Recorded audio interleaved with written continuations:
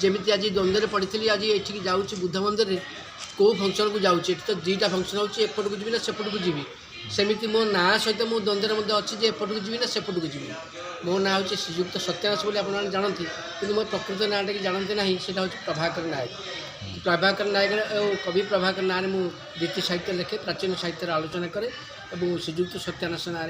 व्यंग साहित्य रचना करे आलोचना करे कौन कहले प्रीति प्रणीत चतुर्थ वार्षिक उत्सव ये प्रीति प्रवर्तित चतुर्थ वार्षिक उत्सव मत सम्मानित अतिथि भाव में डाकी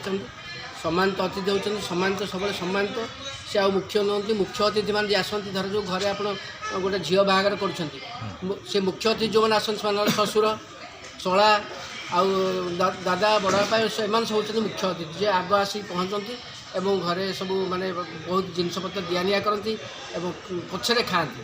साहय करती किंतु जो मैंने सम्मानित अतिथि से पछरे खाली खामटे धरिक आसती किसी करती नहीं खाली खामटे धरिक आसती खाम भितर कौन अच्छी न अच्छी जना नहीं देदेकी खाईदेकी जाती बड़ काम है ସେଇଟା तो सम्मानित अतिथि को किसी बाध्य करती केवल आसिले गले से हूँ बड़ कथा तेणु मो कम मु कौन कवि न कवि से मत किसी आज बाध्य करेंगे ना